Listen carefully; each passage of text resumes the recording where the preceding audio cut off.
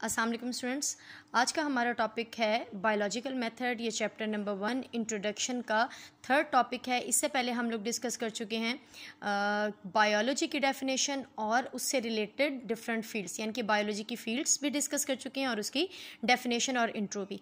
अब हम स्टार्ट करेंगे जो आज का हमारा टॉपिक है, topic biological method, the method which use to solve biological problem. ऐसे मेथड जिन्हें यूज़ किया जाता है बायोलॉजिकल प्रॉब्लम्स को सॉल्व करने के लिए, बायोलॉजिकल प्रॉब्लम को हल करने के लिए, उन मेथड्स को जो कि डिफरेंट स्टेप्स में पूरे होते हैं, उस प्रोसेस को, उस मेथड को कहा जाता है बायोलॉजिकल मेथड। अब अगर हम ये देखें कि what is biological problem, problem associated with living organism is called biological problem. यानी कि ऐसे मसाइल, ऐसे प्रॉब्लम जो किसके साथ होते हैं, किसके साथ लिंक करते हैं, किसी भी लिविंग ऑर्गेनिज्म को होते हैं, हम उन्हें कहते हैं बायोलॉजिकल प्रॉब्लम।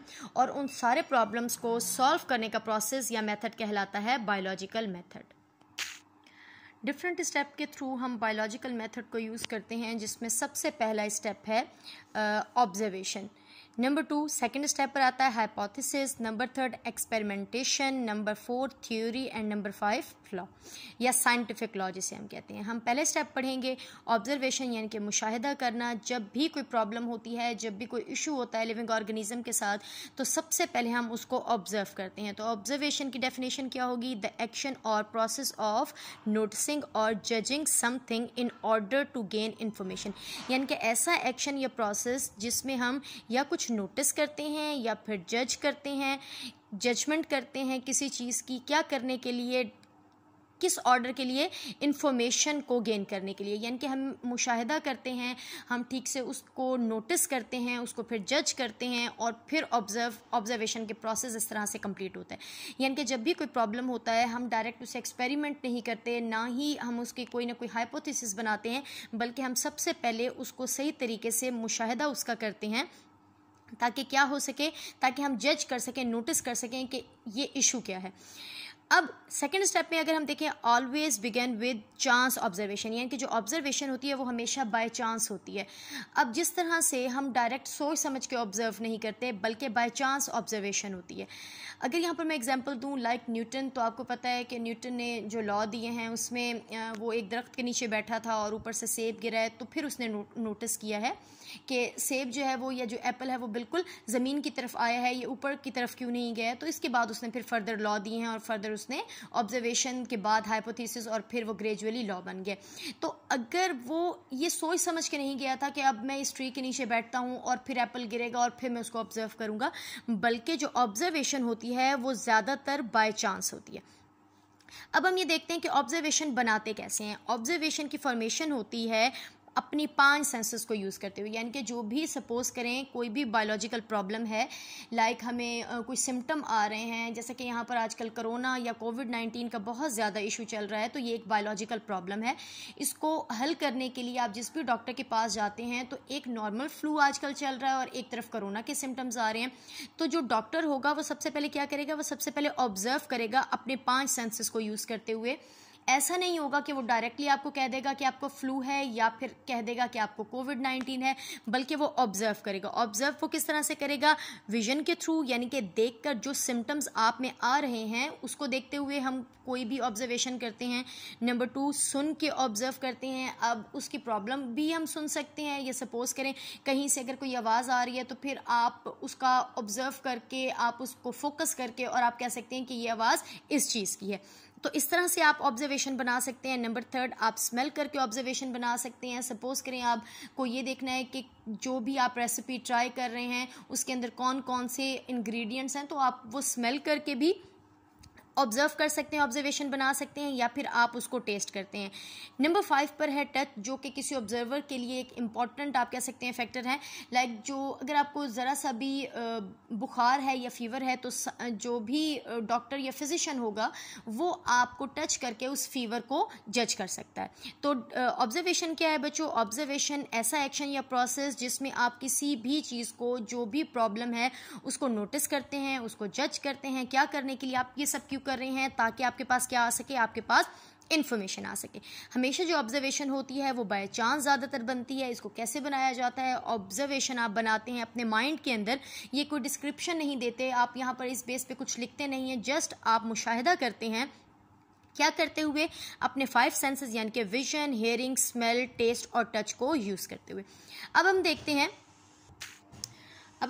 जी कि टाइप्स ऑफ ऑब्जर्वेशन। तो ऑब्जर्वेशन की 2 टाइप्स है, यानी कि जो आप मुशाहिदा कर रहे हो, किसी भी चीज़ पे फोकस कर रहे हो, किसी भी चीज़ को नोटिस कर रहे हो, किसी प्रॉब्लम को जज कर रहे हो, तो उसकी कितनी टाइप्स हो सकती हैं? Number 1 qualitative, number 2 quantitative. Qualitative means ऐसी ऑब्जर्वेशन जिसको आप मेजर नहीं कर सकते, जिसका आप कोई डेटा नहीं बना सकते, आप किसी उसको डेटे की फॉर्म में नहीं रख सकते, वो क्या कहलाती है? Qualitative observation. ठीक है, लाइक अगर आप को फीवर है और डॉक्टर ने आपको टच किया है, आप उसको ये पता है कि आपकी बॉडी वार्म है, आपको फीवर है, लेकिन वो ये नहीं देख सकता कि आपको कितना टेम्परेचर है। इसके अलावा इसी तरह से और बहुत सारे हैं, या सपोज करें जैसे कि आपने क्वालिटेटिव इस तरह का है कि अगर मैं आपसे कहती हूँ कि मुझे चाय पीनी है, एग्जाम्पल के तौर पे चाय पीनी है और उसके अंदर चीनी ज़्यादा होनी चाहिए, तो आपको ये आइडिया नहीं है कि वो चीनी कितनी ज़्यादा होनी चाहिए। तो वो जो बग़ैर किसी मेजरमेंट के जो भी ऑब्जर्वेशन की जाती है, जिसको आप मेजर नहीं कर सकते, जिसको आप किसी डेटा के फॉर्म में नहीं पुट कर सकते, वो कौन सी है? वो है क्वालिटेटिव। नंबर 2 क्वांटिटेटिव, ऐसी ऑब्जर्वेशन जिसके अंदर मेजरमेंट यूज़ होती है, आप प्रॉपर उसको नापते हैं और उसके बाद उसको डेटा भी उसका दिया जा सकता है, वो क्या कहलाएगी? क्वांटिटेटिव। लाइक अगर हम एक तरफ डॉक्टर आपको जस्ट टच करके ये जज करता है, ऑब्जर्व करता है कि आपको फीवर कितना है, और दूसरी तरफ थर्मोमीटर यूज़ करके देखा जाता है कि कितना टेम्परेचर है, तो एक्यूरेट कौन सा होगा? क्वांटिटेटिव ऑब्जर्वेशन हमेशा एक्यूरेट होगी, जबकि क्वालिटेटिव इतनी ज़्यादा एक्यूरेट नहीं होगी, क्योंकि वो जस्ट एक अंदाजे की बेस पर होगी। ठीक है, और क्वांटिटेटिव जबकि ये मोस्ट आप कह सकते हैं एक्यूरेट ऑब्जर्वेशन है। जैसा कि हाइट है, सपोज करें अगर आप ये कहते हैं कि किसी भी बेबी की इतनी हाइट है, तो आपने एक तरफ उसको मेजरमेंट कर लिया प्रॉपर और एक तरफ जस्ट आपका अंदाज़ा है, तो मोस्ट एक्यूरेट कौन सा होगा?